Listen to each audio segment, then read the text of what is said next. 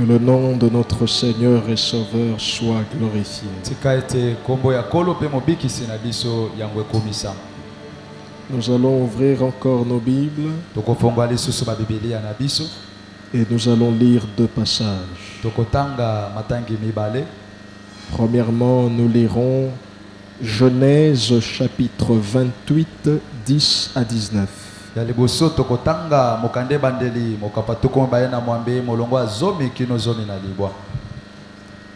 Et pour finir, nous lirons Psaume 122, verset 1er.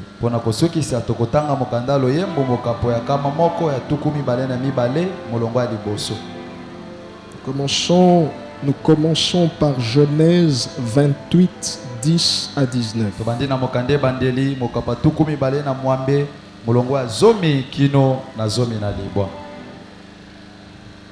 Il est écrit: Jacob partit de Bathsheba et s'en alla, partit de Beersheba et s'en alla à Charan.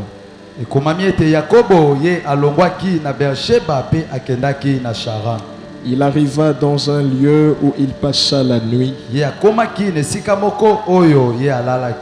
car le soleil était couché. Il y prit une pierre dont il fit son chevet, et il se coucha dans ce lieu-là. Il eut un songe, et voici une échelle était appuyée sur la terre et son sommet touchait au ciel.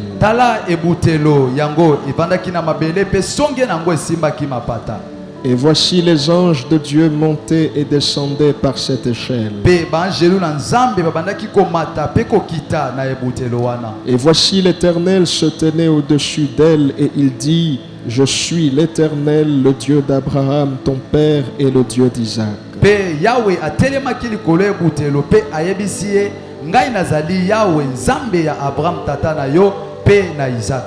La terre sur laquelle tu es couché, je la donnerai à toi et à ta postérité.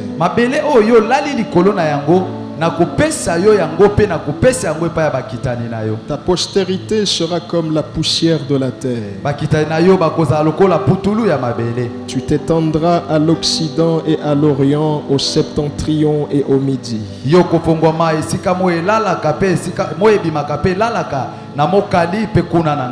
Et toutes les familles de la terre seront bénies en toi et en ta postérité. Voici, je suis avec toi et je te garderai partout où tu iras. Et je te ramènerai dans ce pays, car je ne t'abandonnerai point que je n'aie exécuté ce que je t'ai dit. Jacob se réveilla de son sommeil et dit: Certainement l'Éternel est en ce lieu et moi je ne le savais pas.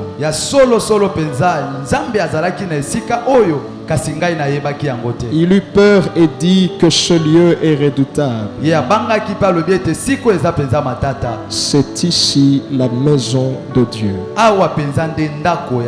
Souligne ça, c'est ici la maison de Dieu. C'est ici la porte des cieux. Et Jacob se leva de bon matin. Il prit la pierre dont il avait fait son chevet et il la dressa pour monument.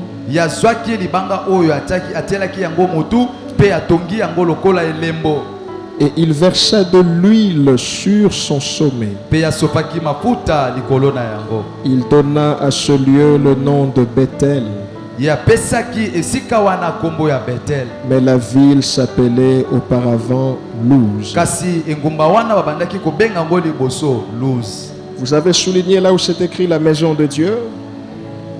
Lisons Psaume 122, verset 1er. Psaume 122, verset 1er.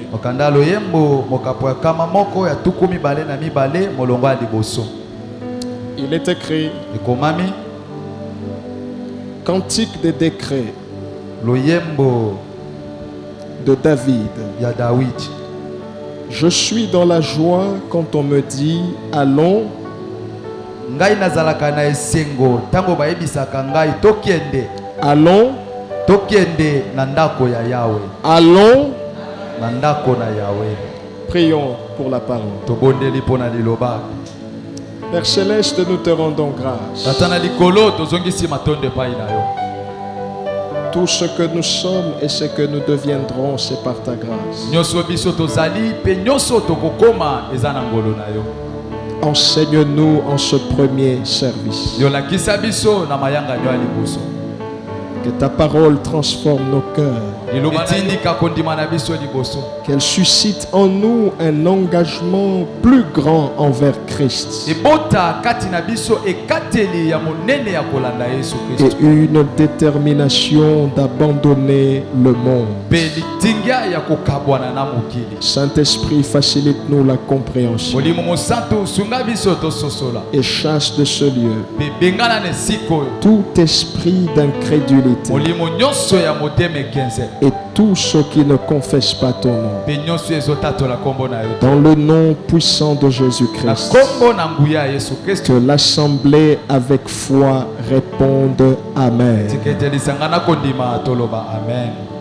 Gloire à l'Éternel. Sans plus tarder, nous entrons dans le vif du sujet. Vous le savez, nous poursuivons avec le sujet de la retraite qui s'intitule La présence de Dieu.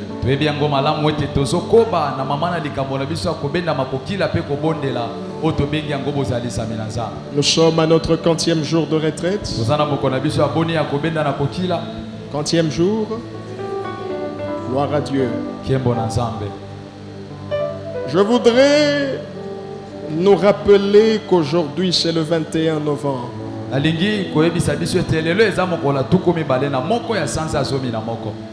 Et puisque c'est le 21 novembre, cela veut dire qu'il nous reste 40 jours exactement pour entrer en 2022.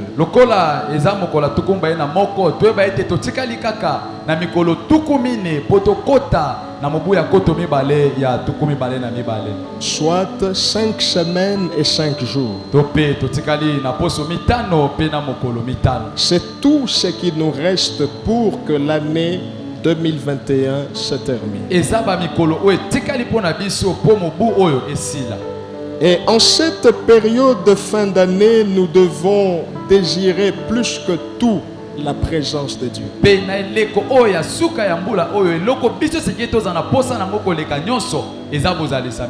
Nous devons désirer sa présence. Nous devons chercher par tous les moyens à y demeurer. Nous devons chercher par tous les moyens comment faire pour nous réfugier là-dedans.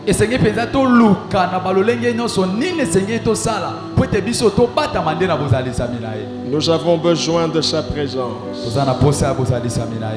Et tout au long de la semaine passée, l'enseignement a porté beaucoup plus sur le fait qu'il fallait comprendre que Dieu s'expose dans sa présence.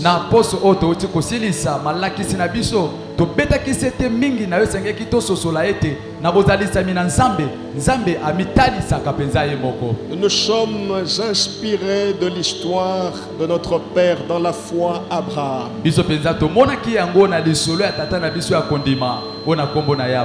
Dieu vient le rencontrer dans Genèse 15 et lui parle, il s'expose devant lui.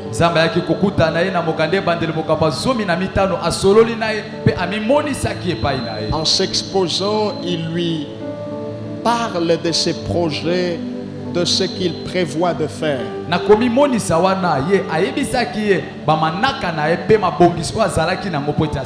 Et dans le cas d'Abraham, c'était justement ce que Israël devait endurer.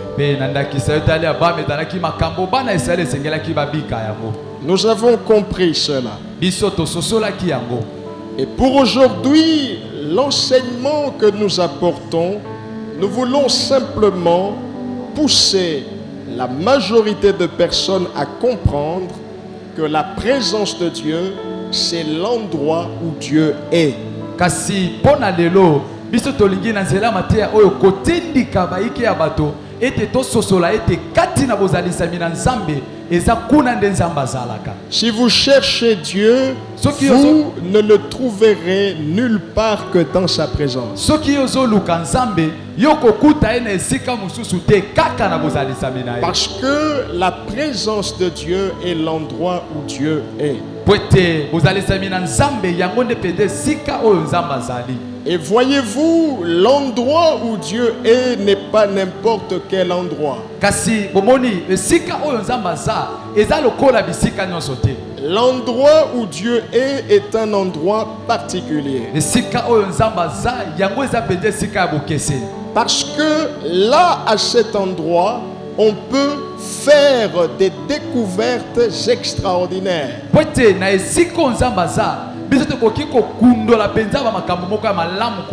Là, à cet endroit où Dieu est, on peut faire des expériences extraordinaires.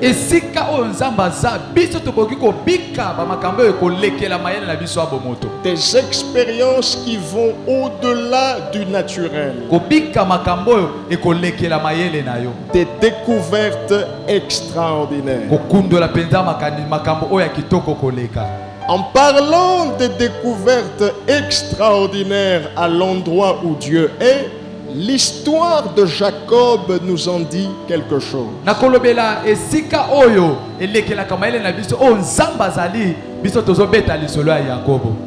Dans Genèse 28, 10 à 19, lorsque vous lisez lorsque vous faites cette petite lecture, lorsque vous lisez ce court verset biblique, vous verrez que Jacob fera une découverte extraordinaire.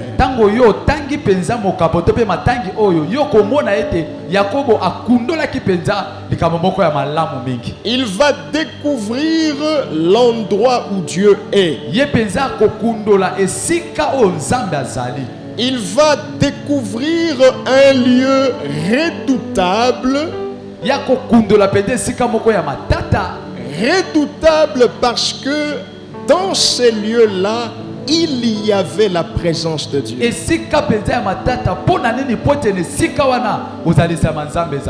ce lieu, Jacob va l'appeler Bethel.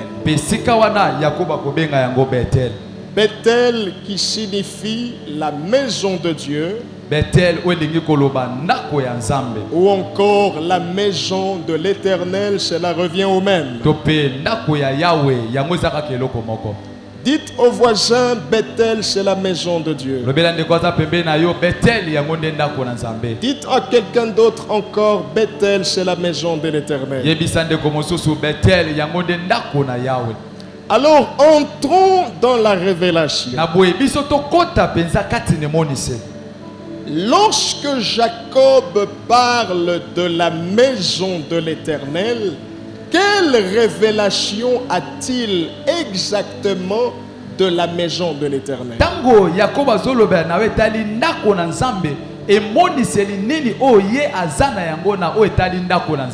Lorsque Jacob fait cette découverte extraordinaire et qu'il s'exclame en disant la maison de Dieu, quelle était la révélation qu'il avait?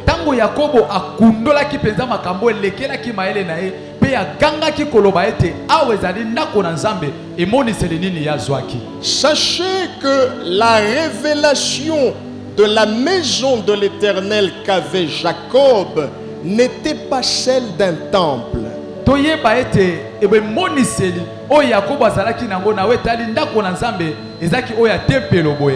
La révélation qu'avait Jacob de la maison de l'Éternel n'était pas celle d'un bâtiment bien construit.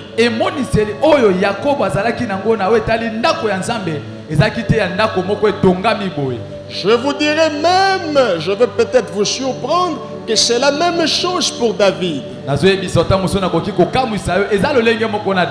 Dans le psaume 122, verset 1er, David dit: je suis dans la joie lorsqu'on me dit allons à la maison de l'Éternel.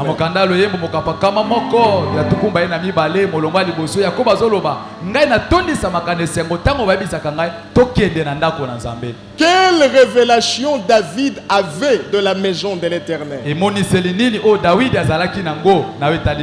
La révélation que David avait de la maison de l'Éternel n'était pas aussi celle d'un temple.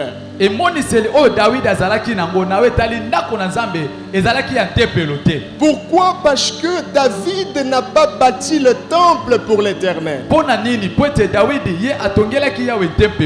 Jacob n'avait pas la révélation d'un temple. Pourquoi? Parce que Jacob aussi n'a pas bâti un bâtiment pour l'Éternel.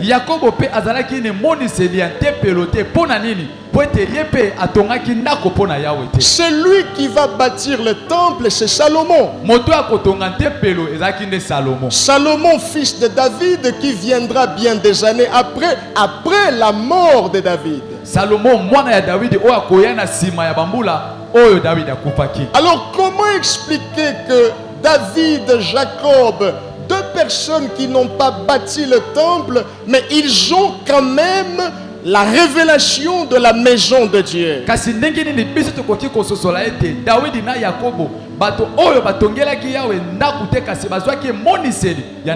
Il parle de la maison de l'Éternel alors qu'on ne voyait pas un bâtiment, alors qu'on ne voyait pas un temple construit.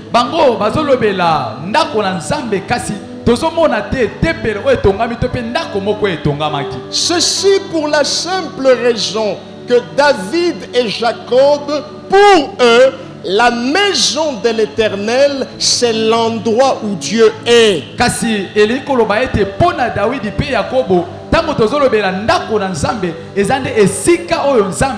C'est l'endroit où il y a la présence de Dieu. Pour Jacob, pour David aussi, la maison de l'Éternel, c'est cette révélation-là de Bethel. Là où la présence de Dieu est concentrée, là où la gloire de Dieu descend. Ça peut être dans la rue, ça peut être dans un taxi, ça peut être dans ma chambre, ça peut être au salon, mais là où Dieu est, c'est là la maison de l'Éternel. Et vous voyez, aujourd'hui, par la station dans laquelle nous sommes,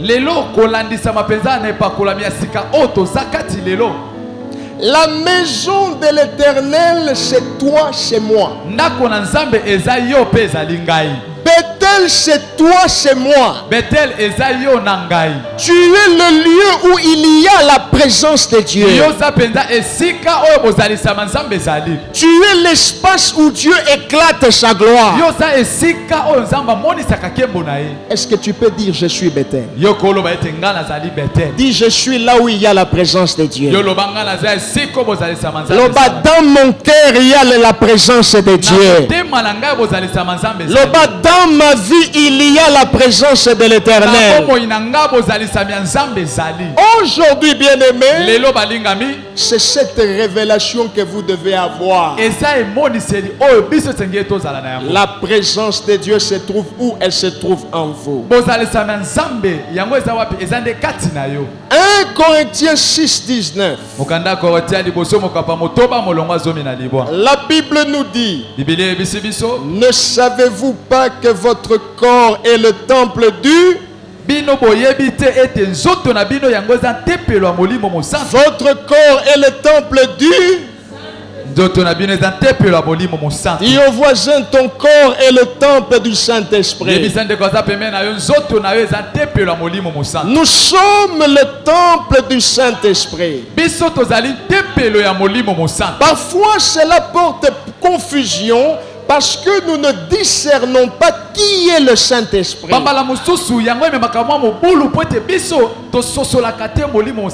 Alors voici la révélation de qui est le Saint-Esprit. 2 Corinthiens chapitre 3 verset 17. Je veux que tu le voies de tes yeux. Il y a de ces choses. Tant que tu ne les vois pas, tu ne croiras pas. Et que ça reste gravé sur la table de ton cœur. 2 Corinthiens 3 17. Il est écrit: Or, le Seigneur c'est qui? Yahweh azanani. Le Seigneur c'est qui? Yahweh azanani. Or, le Seigneur c'est l'Esprit. Yahweh azande molimo. Et là où est l'Esprit du Seigneur, là est la liberté. Si le Seigneur c'est l'Esprit, ça veut dire en tant que temple du Saint-Esprit, je suis le temple du Seigneur. En tant que temple du Seigneur, par rapport à la nouvelle dispensation, je deviens automatiquement l'endroit où éclate la présence de Dieu. Je deviens automatiquement porteur de la présence de Dieu. Parce que Dieu est en moi. Alléluia. Amen. Alléluia. Amen. Jacob voit dans un songe une échelle dont les extrémités touchaient le ciel, touchaient la terre. Comme pour dire que les extrémités de cette échelle reliaient le ciel et la terre.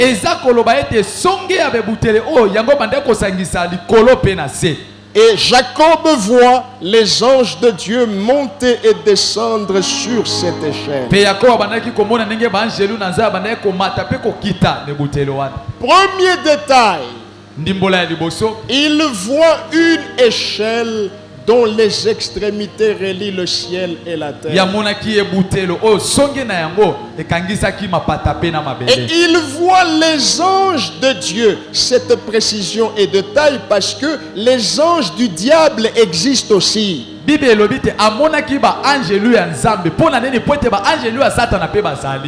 anges du diable, ce sont les anges déchus. Ce sont les démons, les mauvais esprits. Alors Jacob voit l'échelle qui relie le ciel et la terre. Et il voit les anges de Dieu monter et descendre sur cette échelle. Comme pour dire que sans cette échelle, il serait difficile pour les anges de Dieu de monter et descendre. Comme pour dire que c'est cette échelle-là qui rend possible le mouvement des anges depuis la terre jusqu'au ciel. Jacob voit une échelle. Qu'est-ce qui est caché derrière cette échelle? Jean chapitre 1er verset 51. Jean chapitre 1er verset 51. Prenez ce texte, il est très important. Et il lui dit: en vérité, vous verrez désormais le ciel ouvert et les anges de Dieu monter et descendre sur le Fils de l'homme.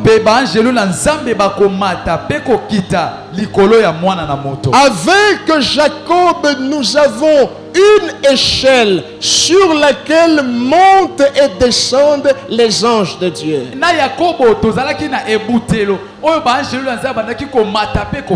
Et avec Jésus, alors qu'il s'adresse à Nathanaël, il lui dit, vous verrez désormais le ciel ouvert, les anges de Dieu monter et descendre, non pas sur une échelle, mais sur qui? Sur le Fils de l'homme. Comme pour dire, je suis celui qui relie le ciel et la terre. Je suis celui qui facilite les mouvements des anges depuis la terre jusqu'au ciel et la ciel jusqu'à la terre. Jacob a vu une échelle. La révélation étant progressive, dans la nouvelle alliance, ce n'est plus l'image de l'échelle que nous avons. C'est l'image du Fils de l'homme. C'est l'image de Jésus-Christ de Nazareth. Quand tu as Jésus, il rend la présence de Dieu possible. Quand tu as le Fils de l'homme, il rend les expériences surnaturelles possibles. Il rend les expériences extraordinaires possibles. Les anges de Dieu montaient et descendaient sur l'échelle. Et les anges de Dieu montent et descendent sur le Fils de l'homme. Il y a là une relation qu'il ne faut pas laisser inaperçue. Jésus n'a pas été cité pour la première fois. Au fait, Jésus n'a pas existé pour la première fois qu'au Nouveau Testament. Jésus est aussi dans l'Ancien Testament. Il était là au commencement. Il était là pendant le déroulement de l'histoire. Et il sera là à la fin, parce que nous sommes au temps de la fin. Que se passe-t-il? Nous voyons les anges monter et descendre. Là, à l'endroit où Dieu est. Là, à l'endroit où il y a la présence de Dieu. Les anges de Dieu font deux actions. Ils montent, ils descendent. Pourquoi montent-ils? Pourquoi font-ils ce mouvement de montée? Bien-aimés, nous pouvons approuver que les anges de Dieu montent avec nos requêtes de prière.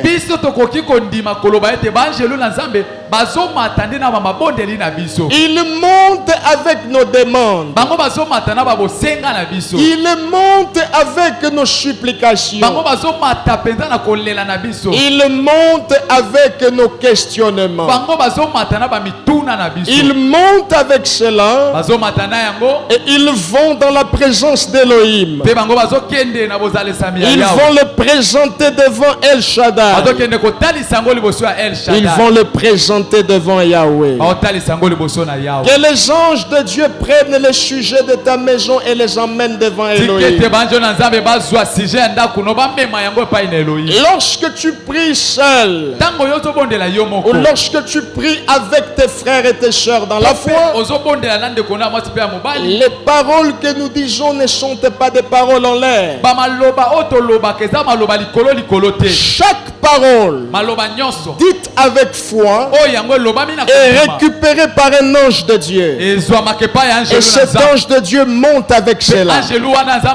Et tu vois, même des paroles que tu as dites 5 ans avant, 10 ans avant, nous pouvons les oublier. Mais les anges de Dieu ont la charge de les prendre et de les amener toujours vers Dieu. Voilà pourquoi tu peux recevoir un miracle, un exaucement de quelque chose que même toi-même tu avais oublié que tu avais demandé ça. Toi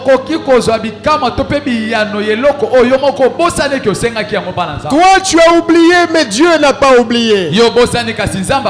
Toi tu as oublié mais les anges n'ont pas oublié. Ils prennent cela et ils montent avec devant l'Éternel. Que se passe-t-il lorsque les anges de Dieu descendent? Qu'est-ce qui se passe lorsqu'ils quittent le ciel? Ils passent par l'échelle. Ils passent par le Fils de l'homme. Et ils descendent jusqu'ici sur la terre. Pour mieux comprendre cela, l'histoire de la piscine de Bethesda nous dit quelque chose. La piscine de Bethesda, là où il y avait cet homme couché, là où il y avait ces malades couchés, connaissant différents cas. Il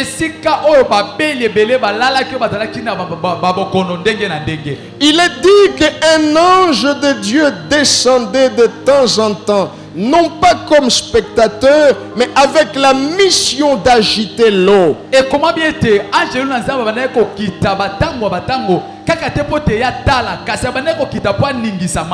il descendait afin d'agiter l'eau, parce que justement il fallait apporter la solution au problème de toutes ces personnes qui étaient là. Il fallait apporter la guérison. Il fallait faire un miracle. Il fallait agiter l'eau afin que le premier qui y descendrait soit guéri. Là dans la piscine de Bethesda, chaque fois que les anges de Dieu descendaient, on entendait les gens festoyer parce qu'un malade était guéri.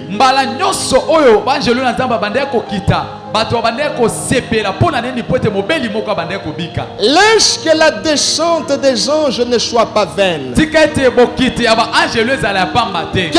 ange de Dieu descende dans ton travail. Un ange de Dieu descende dans ta maison. Qu'un ange de Dieu descende dans ta famille. Et que sa descente suscite un miracle. Tu n'as pas dit amen comme il se doit. Que sa descente suscite une guérison. Laisse au moins les autres en bénéficier. Qu'un ange de Dieu descende. Que la piscine de ta vie soit secouée. Que la piscine de ton travail soit secouée. Au nom de au nom de Alléluia. Amen. Quand il descend, ce n'est pas pour observer, mais c'est parce qu'il a été envoyé pour faire quelque chose. Et parmi les choses qu'ils sont appelés à faire, ils sont appelés à produire les miracles. La Bible les appelle les exécuteurs de la volonté de Dieu. Dieu veut que tu réussisses. Un ange viendra t'aider à réussir. Dieu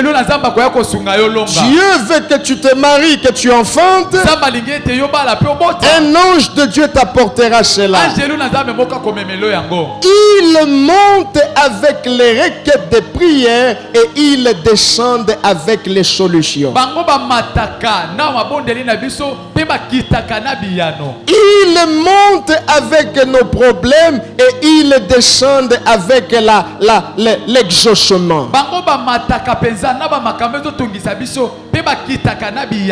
Ils descendent pour produire les miracles. Nous prions dans le nom de Jésus. Qu'un mouvement se fasse. Dans les 40 jours qui restent. Dans les 5 semaines et 5 jours qui restent. Avant que le monde crie bonne année. Avant qu'il n'y ait le feu d'artifice et les pétards. Qu'un mouvement se fasse dans le ciel. Que le ciel s'ouvre. Que l'ange de l'Éternel descende. Que l'ange de la visitation te localise. Toi qui as beaucoup prié. Toi qui as beaucoup jeûné. Tu as sillonné des églises. Tu as visité pasteur après pasteur. La solution n'est pas auprès d'un pasteur. La solution n'est pas auprès d'un prophète. La solution n'est pas auprès d'un archibishop. La solution est auprès de l'Éternel. Que l'Éternel envoie son ange. Que l'Éternel envoie son représentant. Je dis que Dieu envoie son représentant. Lorsque l'ange descendra, un miracle se produira. Lorsque l'ange descendra, la vie de quelqu'un changera.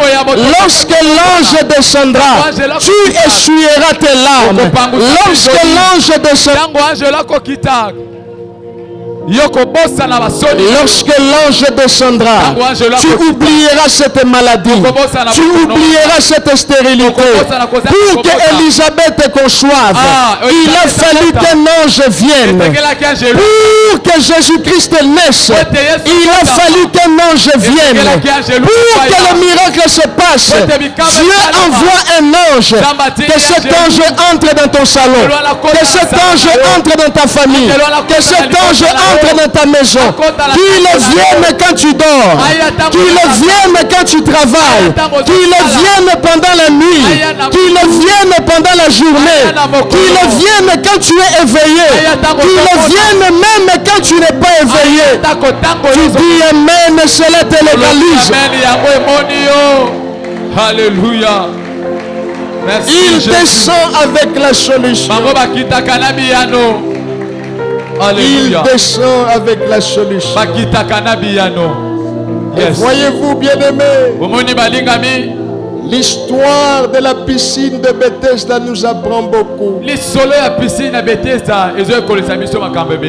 veux que tu saches et que tu retiennes que à la piscine de Bethesda, là où l'ange de Dieu descendait, Jésus-Christ était aussi présent. Pourquoi il était présent? Merci Jésus. Alléluia.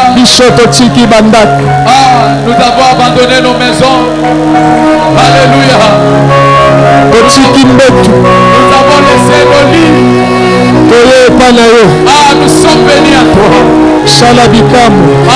Alléluia. Fais des miracles. Alléluia. Jésus.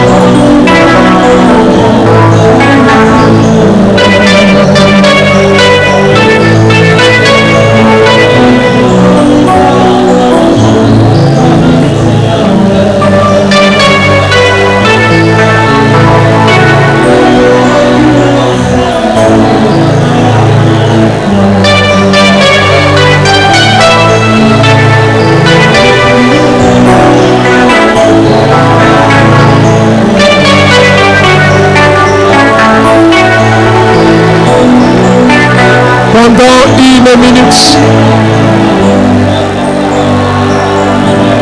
Pendant 1 minute,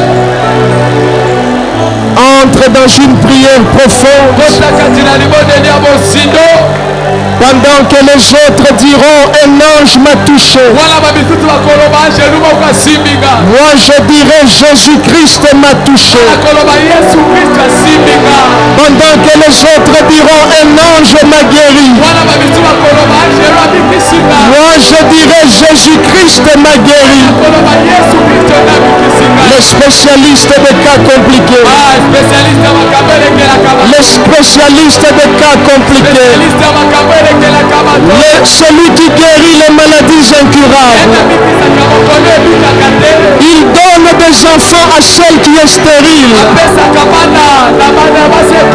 Il donne des trompes, des ovaires à celle qui n'en avait pas. Il relève l'indigent. Il ramasse les pauvres. Il ramasse l'homme de la poussière. Il le fait asseoir avec les grands de son pays. Cherche Jésus. Entre dans sa présence. Oublie la qualité de tes vêtements. Oublie ton titre à l'église. Oublie ton titre dans la société. Ici c'est Jésus rien. C'est Jésus personne. Nzambe soko salite. Batu bakoseka. Nzambe soko salite. Batu bakoseka. Nzambe soko salite. Batu bakoseka. Nzambe soko salite. Batu bakoseka. Nzambe soko simbi bisote. Batu bakoseka biso. Nzambe soko pambolite. Batu bakofinga biso. Nzambe ozomona te. Nzambe tonyokwami mpe mingi. Nzambe bacoli biso mpe mingi. Nzambe toleli mpe mingi. Nzambe oyo eza retraite ya suka. Nzambe soko osali te. Nzambe soko opamboli te. Nzambe soko ofungoli lola te. Biso tokosuka wapi? Sile kosuka wapi? Bana na yo bakosuka wapi? Alléluia. Alléluia. Alléluia. Alléluia. Nous venons à toi avec le feu. Alléluia. Nous venons à toi avec Alléluia. Tu es libéré de ta mort. Oh Jésus. Oh Jésus. Oh Jésus. Nous voici dans ta présence. Oh Jésus. Nous voici dans ta présence. Oh Jésus. Dieu de l'Alliance. Dieu d'Abraham. Dieu d'Isaac. Jésus. Jésus. Jésus. Lelo toye kaka po toluka yo. Toye kaka po toluka yo. Lelo toye kaka po toluka yo. Nzambe ya lola. Nzambe ya lola. Alléluia. Alléluia. Alléluia. Alléluia. Alléluia. Alléluia. Alléluia.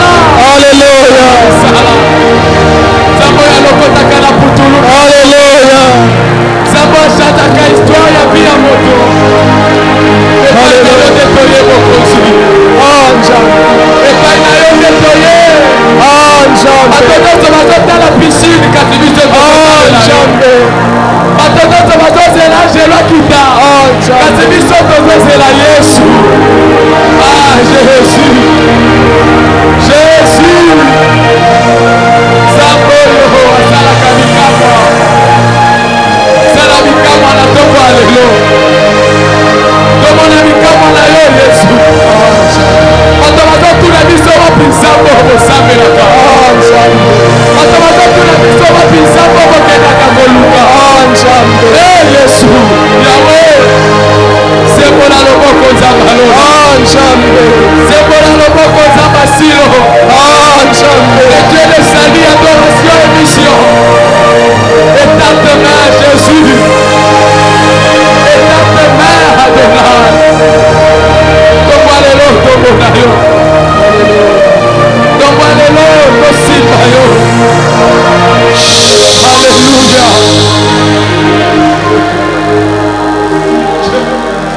Merci Seigneur.